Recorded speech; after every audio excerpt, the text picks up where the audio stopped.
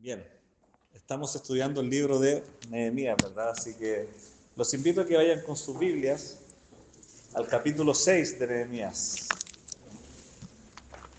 No está nuestro hermano Nehemías presente.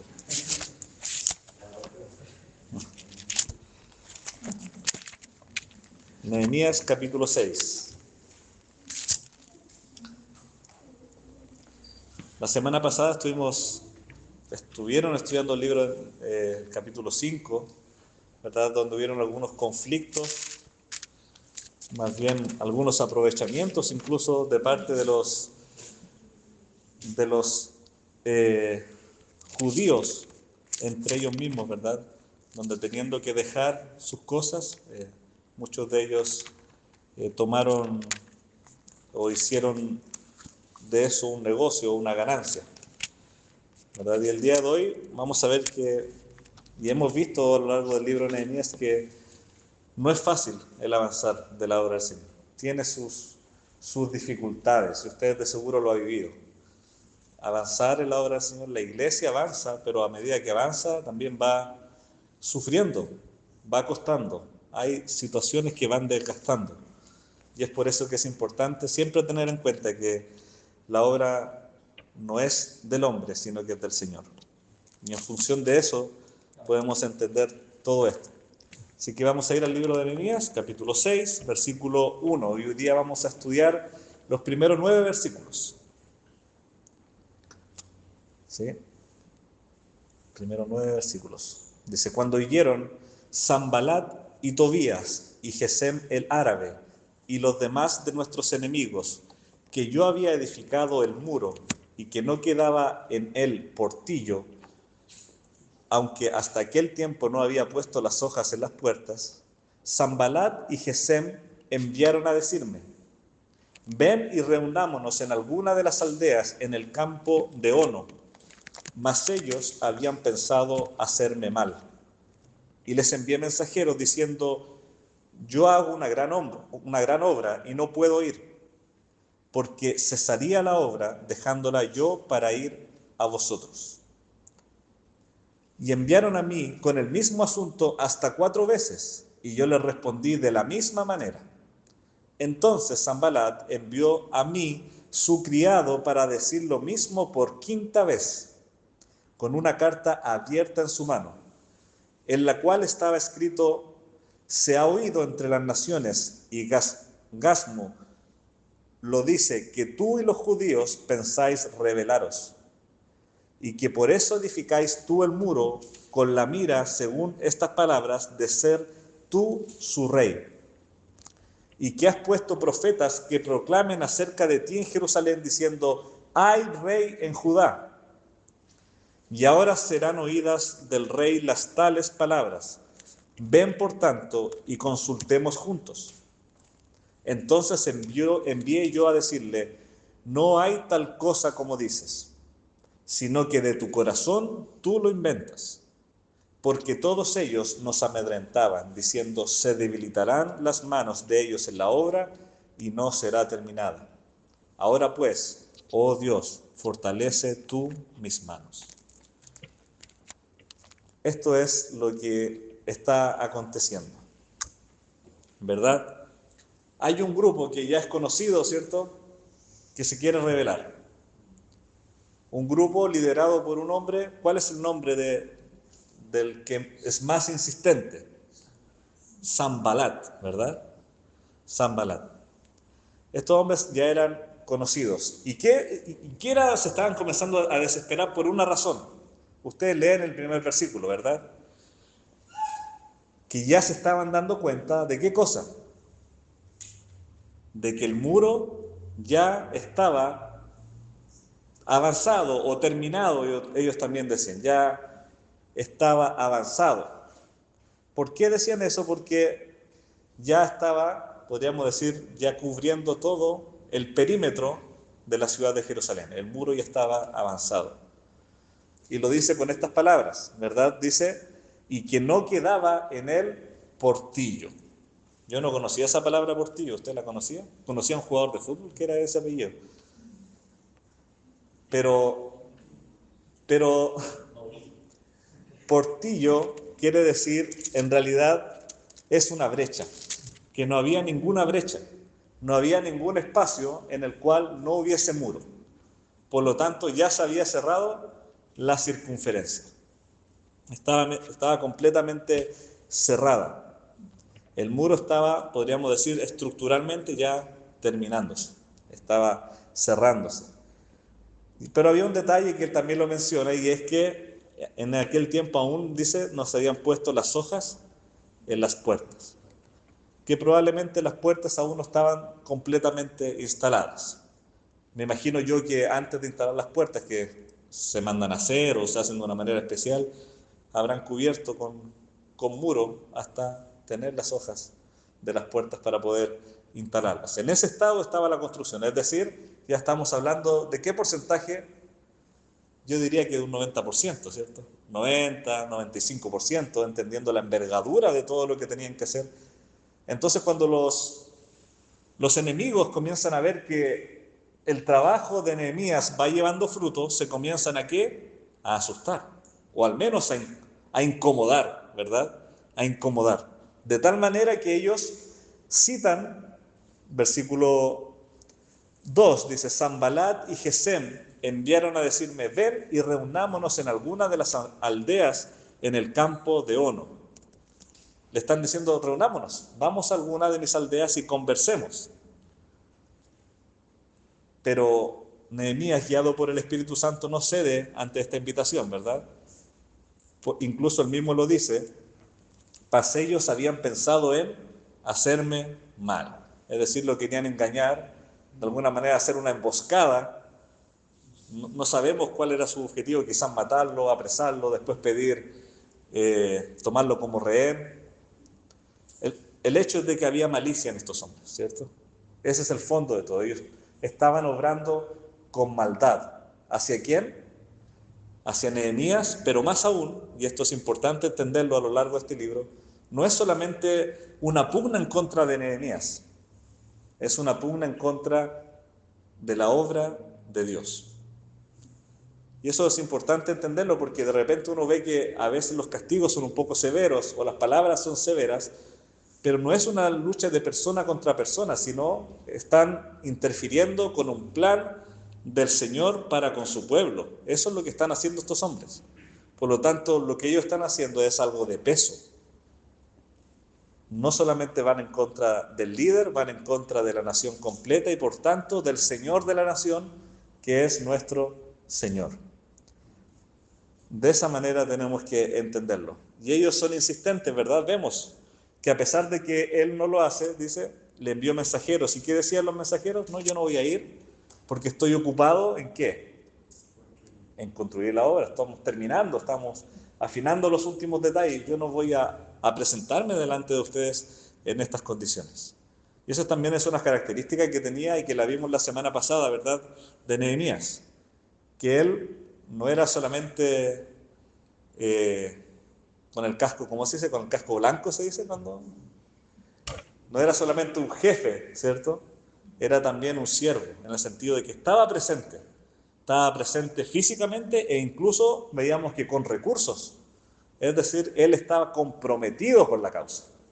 No es solamente que alguien le pidió que liderara a este pueblo, no, él quería seguir la voluntad del Señor y estaba comprometido personalmente con esto.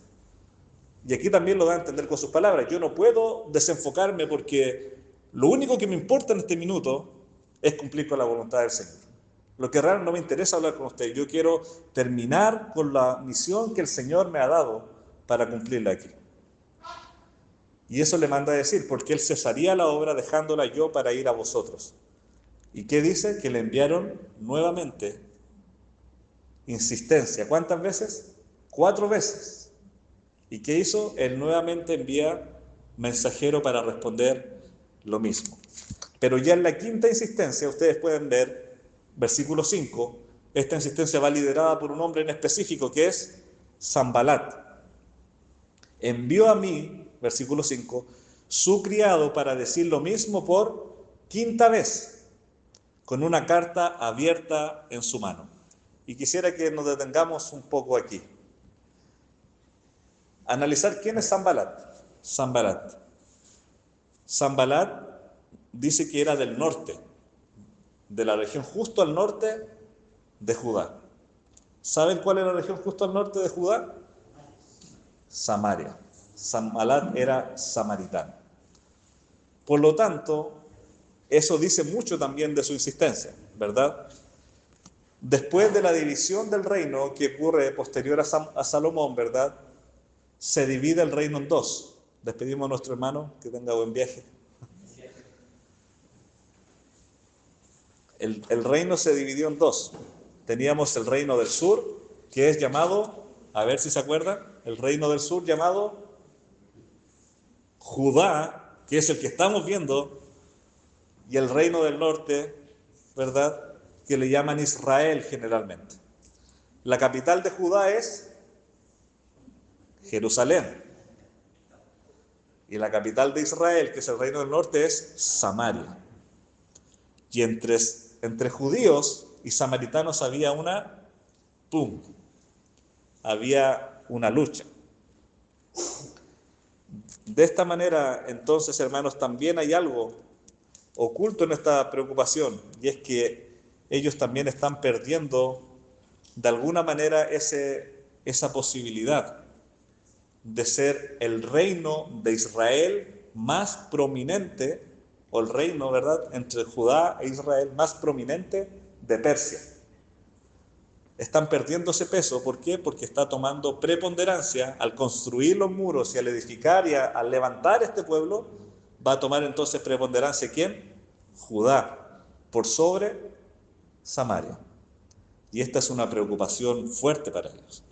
No es solamente política, es también económica y es también religiosa. Hay muchos intereses de parte de ellos. Recordemos que todos estos enemigos que se le presentan a Nehemías no son personas de fuera del reino de Persia, son todos del reino de Persia. Ya son parte del reino de Persia, con la diferencia de que tienen provincias, ¿verdad?, como sucedía también en Roma, y tenían ciertos territorios en los cuales ellos podían ejercer su poder. Y uno de ellos estaba comenzando a nacer nuevamente, que era el de Judá. Y eso es lo que genera entonces preocupación. Se comienzan a asustar. Y saben, esto ya había pasado antes, algo similar, y quiero que me acompañen en el libro de Esdras, que decimos que es la antesala a Nehemías, ¿verdad? Capítulo 4. Esta vez están siendo liderados no por Nehemías, sino por Zorobabel. En esa época, por Zorobabel. Versículo 1. Capítulo 4, versículo 1.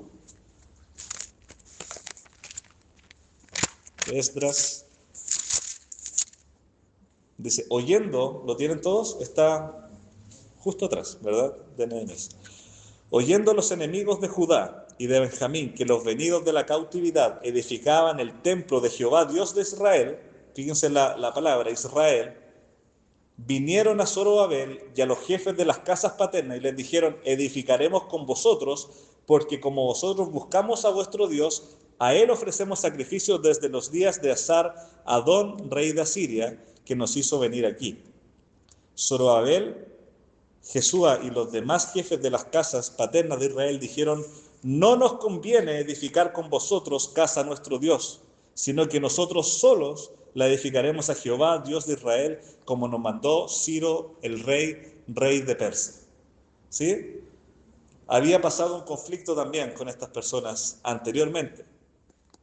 Ellos también querían ser parte de esto.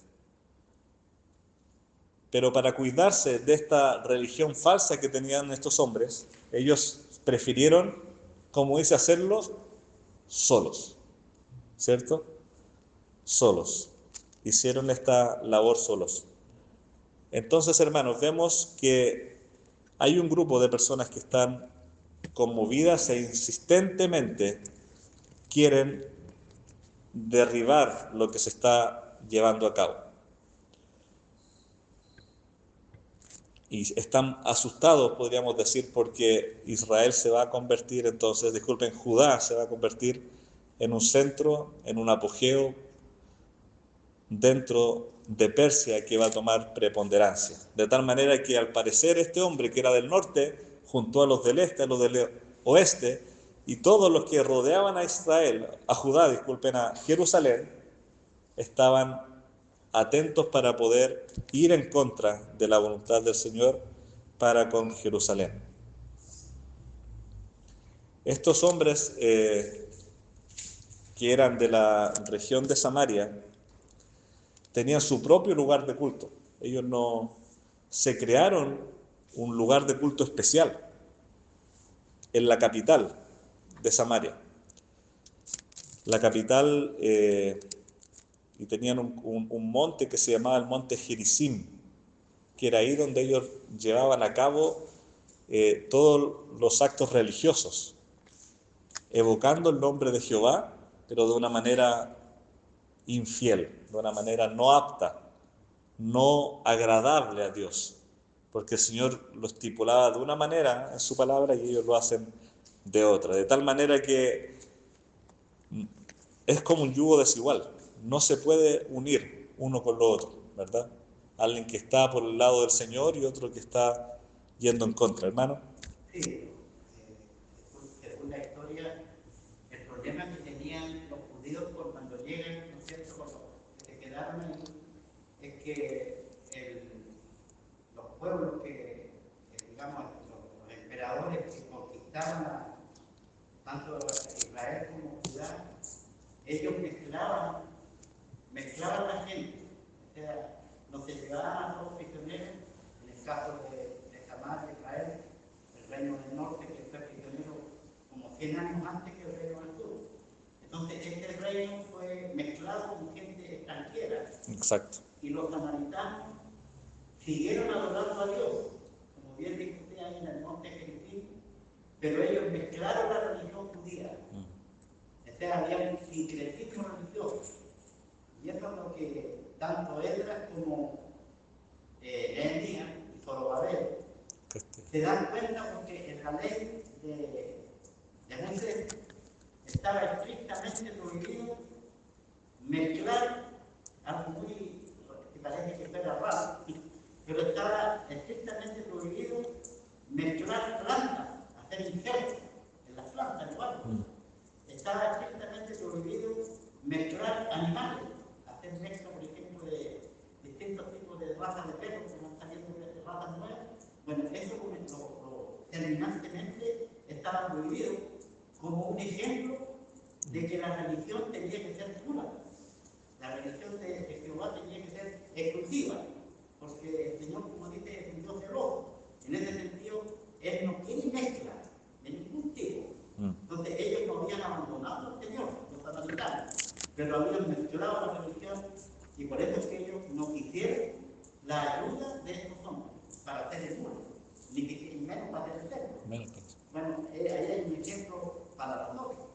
La importancia de estudiar la Biblia para conocer la pureza del Evangelio, qué cosas no debemos aceptar en nuestra adoración al Señor como iglesia, ni como personas, por supuesto. Amén. Justamente un problema de adoración principalmente que había ahí, la forma en la cual se adoraba al Señor y las cosas que se buscaban hacer. Y finalmente, claro, eso pasa más adelante, incluso en un minuto con la Iglesia Católica, cuando Constantino, ¿ustedes se acuerdan? En la historia abraza el cristianismo, pasa algo similar.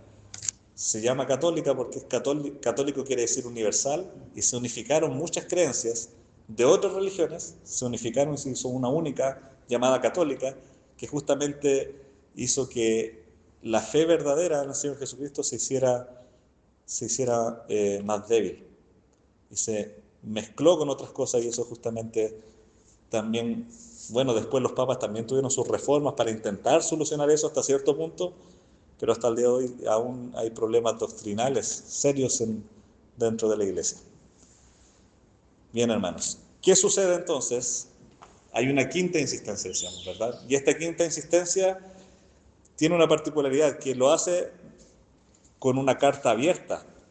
¿Usted sabe lo que es una carta abierta? En la antigüedad, cuando un rey hablaba a otro rey, iba con un sello que se llama. ¿Y qué quiere decir eso? que el que lo recibe es quien tiene que sacar el sello y leer, porque le corresponde a él el mensaje. Pero cuando acá la Escritura dice que es una carta abierta, quiere decir que es público.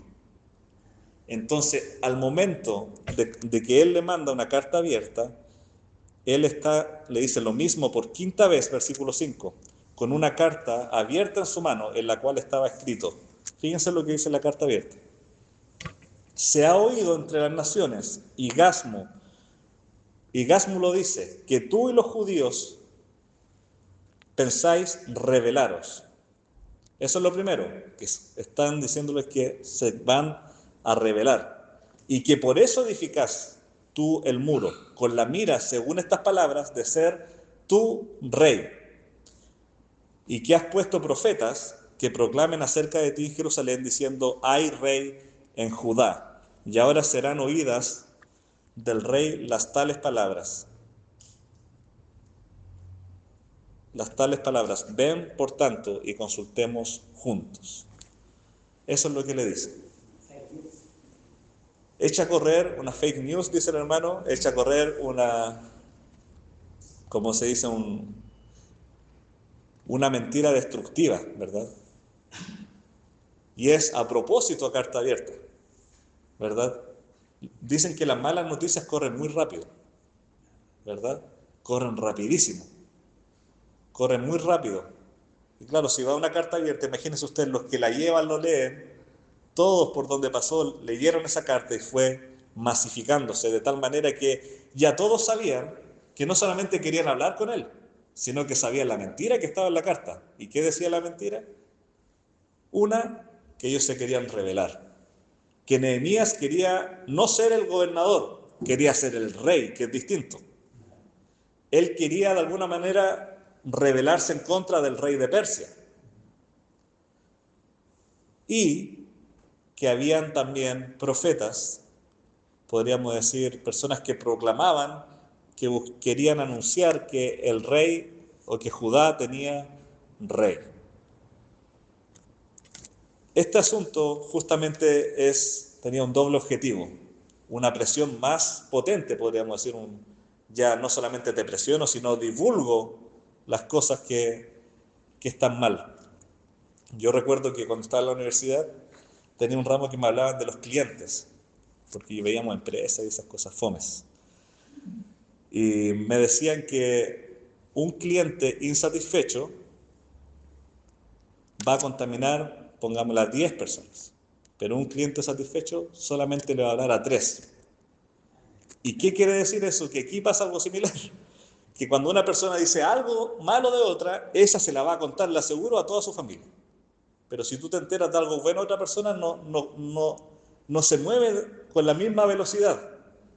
Y eso es un arma que utiliza este enemigo y también utiliza Satanás en todo lugar, al interior de las iglesias, con las amistades, para poder ensuciar el nombre, ¿verdad?, de los hijos del Señor.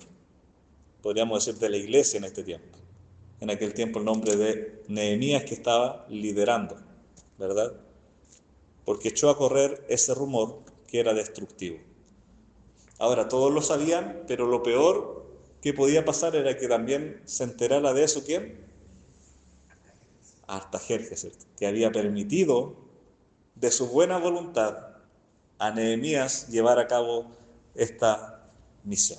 Ahora, también habría que preguntarse si realmente Artajerjes conocía a Nehemías.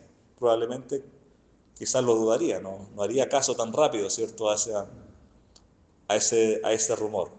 Pero lo cierto es que esa era la intención, destruir a través de este maldecir que hicieron estos hombres.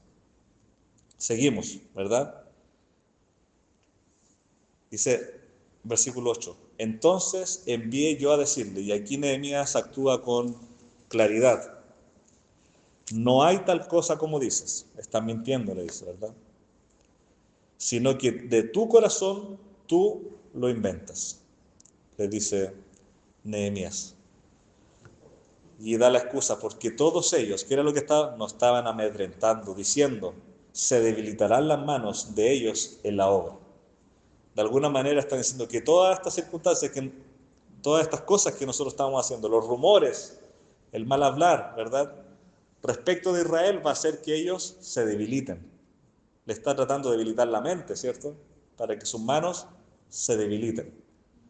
Pero lo cierto es que ellos estaban guiados por el Señor. ¿Y qué es lo que dice Nehemías? Y aquí esto es muy lindo porque es una oración pequeña que escribe Nehemías mientras él está escribiendo este escrito. Es una oración que él recitó en ese minuto. Y la oración es: ahora pues, oh Dios, fortalece tú mis manos. Esa es la oración de Nehemías frente a esta situación. Él no quiere fortalecerse él mismo, ¿verdad? Sino que él sabe que toda esta cuestión va a ser solamente posible de librarse cuando el Señor haga la obra. Y es una oración que yo creo que uno podría repetir durante el día. Cuando estamos trabajando, estamos cansados, yo digo: ahora pues, oh Dios, fortalece tú mis manos. Señor, fortalece mis manos. Estoy cansado. Ya es repetitivo. Ya ha pasado varias veces esto, Señor. Fortaléceme. Estoy cansado. No quiero desmayar. Es muy interesante lo que usted nos aclaró del significado de la carta abierta. Yo no había fijado en ese detalle, se me había ocurrido por qué, pero fue muy interesante lo que usted dijo, porque y eso también llevó a que Nehemías se diera cuenta de la intención de Sanballat. Claro. Como dijo usted, si hubiese sido una carta importante que tenía que leerla solamente Nehemías, había venido con el sello, ¿cierto? Bueno, no venía con el sello, Nehemías, que conocía el trajín porque era el copero del rey, él leía de abajo al agua, no era un hombre ahí que no le pegaba nada política, había estado metido en el meollo allá en el reino, se dio cuenta que esta carta venía con una intención muy mala. Y le dice: esto no es cierto, esto te nació de tu corazón. O sea, esta carta te acusó que venía envenenada. Eso es lo que te quiero decir. Claro. Exacto. Y ahora eso tiene que enseñarnos que, como dijo el Señor, tenemos que ser astutos como la serpiente y prudentes como las palomas. O sea, en el Evangelio, en buen chileno, hay que ser riguroso. Si no, nos pasan por el lado. Ahí tenemos que aprender de estas cosas muy buenos detalles que no lo había tomado cuenta. Así es. Bien. ¿Sí? Muy buena la historia, muy interesante el relato. Pienso en cuidado en realidad de nosotros, de lo que hacemos, de lo que decimos, de lo que enunciamos, de lo que deslizamos, porque la palabra dice que nosotros, nuestra lengua, a veces la usamos para bendición y a veces que la usamos para cosas que no corresponden. En la murmuración, en cuando uno dice algo pero soterradamente quiere decir otra cosa, cuando uno quiere ser a veces irónico, por ejemplo. Y son todas esas cosas muestras de una lengua pecaminosa, y nosotros podemos incluso justificarnos, decirnos que estamos haciendo bien, pero hay que tener mucho cuidado.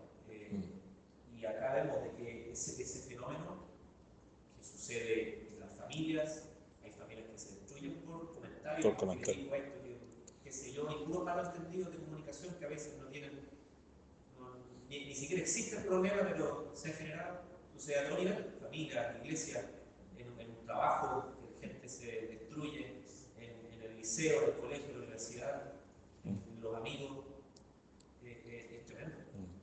Sin duda es una herramienta poderosa que tiene el enemigo, porque sabe que nosotros somos muy débiles de boca, podríamos decir. Nuestra boca es muy dada para pecar en ese sentido, y es dañino. Como les decía yo, un rumor que es negativo se esparce muy rápido, muy rápido. Imagínense ustedes, un día van al negocio y resulta que lo atienden mal y le dan un yogur vencido. Usted de seguro ya le va a contar a todos, ¿cierto? Porque eso corre muy rápido, pero si me atienden bien, Yo, tal vez a mi señora le decía que simpática la vecina que me atendió, pero no más que eso, ¿cierto? Porque Satanás sabe dónde está ahí la debilidad de nosotros. Y justamente, hermanos, quería llevarlo a también meditar en algunas cuestiones prácticas que nos enseña la palabra. Hay algo importante en el libro de Nehemías y como les decía en un principio, se trata de una pugna para con Dios lo que hacen estos enemigos. No es algo personal, es también impedir el avance de la obra de Dios. Y en ese sentido también podemos asimilarlo a la iglesia, que la iglesia también pasa por estas cuestiones. El mundo también es insistente con la iglesia, sobre todo en cuestiones de creencias y filosóficas que tienen que ver con lo que creemos, de meter dentro de la iglesia cuestiones que no nos pertenecen. Y en eso ha habido insistencia, porque siempre hay grupos nuevos que van saliendo con nuevas enseñanzas, con nuevas ideas, ¿verdad? Que lo único que hacen es hacer que nuestra fe se contamine. Y nos conviene ser como lo hizo Zorobabel, que dijo, no nos conviene edificar con ustedes. No nos conviene meter estas cosas o utilizar sus herramientas para construir nuestro templo. Nosotros utilizamos las herramientas que me da el Señor, mis hombres, mis personas. Eso es importante entenderlo como iglesia, ¿verdad? No utilizamos las herramientas de afuera, ni las buenas prácticas que nos ofrece el mundo, sino el consejo que nos da el Señor, los instrumentos y las formas que nos da el Señor en su palabra. Y eso marca la diferencia. No nos conviene edificar con ustedes la casa, dijo Zorobabel. De igual manera, hermanos, es importante un tema y que debemos cuidar nosotros como iglesia y que finalmente recae en cada uno de ustedes y en mí, y es cuidar nuestra credibilidad. La iglesia tiene que ser una iglesia creíble, ¿verdad? Hoy día también eso se está atacando. La iglesia no es tan creíble como lo era antes. Imagínense usted que al principio la iglesia también formaba parte cuando se construían las leyes. Hoy día la iglesia ya no es tan creíble para eso. Es creíble para otras cosas, pero no para eso. Y de a poco la credibilidad ha ido menguando, podríamos decir. O nos intentan hacer caer en descréditos. Lo primordial ahí es que nosotros, en primer lugar, no nos desacreditemos a nosotros mismos. Eso es lo primero. Que nosotros, cuando estemos fuera, saben, nosotros también somos cartas abiertas. Como esa carta que se leyó, Pablo dice que nosotros somos cartas abiertas. Que todos la leen, que todos juzgan nuestra vida afuera. Ahora, nosotros podemos ser cartas abiertas de este estilo que lo único que hacen es contaminar, o podemos ser cartas abiertas que realmente hagan que la iglesia sea creíble, que reflejemos a Cristo afuera. Es súper relevante esto, porque justamente cuando hay un pequeño error en su persona o en la iglesia, eso sale en todas las noticias. Eso corre muy rápido. Y por algo Satanás estaba atacando por ese lado, porque lo que quiere dañar es la credibilidad del pueblo de Dios. Y nosotros tenemos que ser muy cuidadosos entonces con ser congruentes. Lo que yo creo es también lo que yo vivo. Lo que yo digo es lo que yo también hago. Y eso nos hace ser personas congruentes con nuestra fe. Y esa debe ser una característica de la iglesia, ¿verdad? Que realmente podamos dar a conocer a otros de esta verdad, porque si no somos creíbles, menos vamos a evangelizar. Menos nos van a recibir el mensaje de salvación. Lo primero es predicar con nuestro ejemplo, de que soy concordante con lo que creo, y recién ahí yo quizás puedo tener cierto valor en esa persona para que me ponga atención. Si no, no vale la pena ni siquiera predicar, porque lo único que haríamos va a ser ensuciar el nombre del Señor. Cuando una vida está contaminada, cuando mi testimonio frente a otros está contaminado y yo les hablo del Señor, estoy haciendo lo contrario finalmente. Estoy quitándole credibilidad a la iglesia. Y esto también a nivel personal, hermanos. hay que ver algo en esta historia, y es que por mucho que a usted se le presente una oportunidad de distinta índole, no necesariamente es la voluntad del Señor.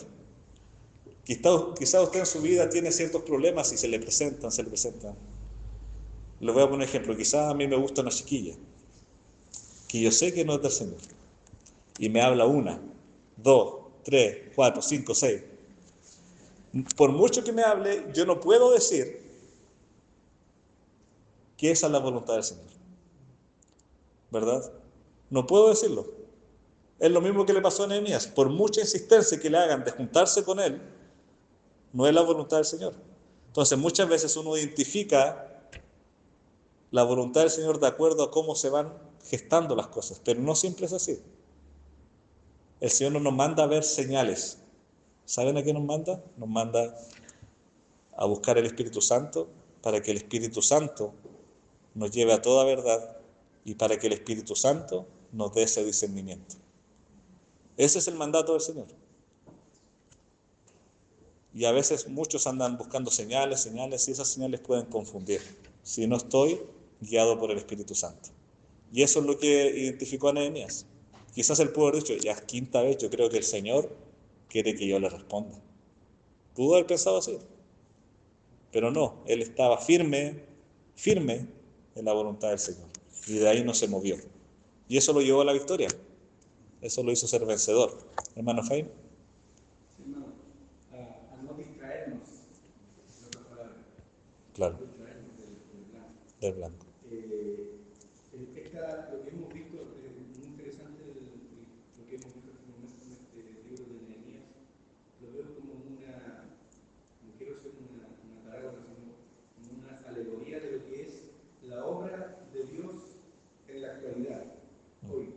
Y cómo Satanás, que es el enemigo de la obra de Dios, que impidió desde un principio estaba, porque la conocemos que es la obra de Dios. Cuando Nehemías recibió la orden, la recibió de Dios, ¿cierto? El enemigo, que es mentiroso desde el inicio, desde el Génesis, ¿cierto? Está utilizando justamente estas mismas herramientas en esta actualidad que vemos aquí, que leemos, y hoy en este tiempo también. El desánimo, la mentira, como hemos venido viendo hasta este momento, ¿cierto? Entonces, por eso es interesante también seguir los ejemplos de Nehemías, como estamos estudiando. Amén. Esto no es solamente para que lo vengamos a leer allí y listo, y después continuamos el próximo martes, sino que es poner en práctica, porque también hay que andar espiritualmente como era Nehemías, ¿cierto? Claro. Leíamos un par de versículos y estaba en oración. Entonces, Exacto. siempre estaba en comunión con el Señor. Amén. Sí, es verdad. Nos muestra en realidad cómo Satanás obró ahí y sigue obrando con sus mismas herramientas hasta el día de hoy. Pero si se pudo vencer ahí, podemos vencer con las mismas herramientas el día de hoy. Y eso es lo que buscamos, esas herramientas que nos da la palabra. Y finaliza justamente con una de esas herramientas. Y con eso quisiera cerrar. El versículo, ¿verdad? 9. Dice, en el último parte dice, ahora pues, oh Dios, fortalece tú mis manos. Aquí vemos una oración, un clamor. ¿Saben? No es un clamor muy pulido, podríamos decir. No es tan largo. Es una oración, algunos le dicen la oración de la flecha. O podríamos decir la oración de las piedras, como la que hace David antes de lanzar. Oramos en el minuto para pedir la voluntad del Señor. Y es una práctica que deberíamos tener en el día a día, y no en el día a día, en el momento a momento, ¿verdad? Antes de comenzar a manejar, antes de alimentarme, antes de iniciar una reunión en el trabajo, antes de presentarme delante de una persona, debería estar el clamor en mí: Señor, pon palabra en mi boca para hablarle a esta persona. Señor, ayúdame en esta labor que es tan complicada. Señor, fortaléceme porque estoy cansado. Señor, amanecí con sueño, dame el ánimo para terminar este día de manera correcta, etcétera. El Señor está ahí y a veces nos olvidamos. Y a veces queremos solamente tener oraciones al estilo de entra en tu aposento, cierra la puerta y ora. Eso es válido y es necesario. Pero los otros tipos de oraciones también son más cotidianas y nos hacen estar en la presencia del Señor continuamente. Y nos dan la herramienta en el momento. para poder ya no pensar, a mí me ha pasado al menos, ya no pensar como hubiese pensado, sino como lo haría el Señor en ese minuto. Y eso nos va a dar también la victoria frente a ciertas situaciones. Recordemos esta oración. Ahora pues, oh Dios, fortalece tú mis manos. Que el Señor fortalezca nuestras manos en este día martes, que aún nos queda semanita, para que no nos cansemos ni desmayemos ni en el trabajo, ni en los estudios, ni en los quehaceres, ni menos en la obra del Señor, que continúa. Cuando salimos de aquí, la obra del Señor continúa.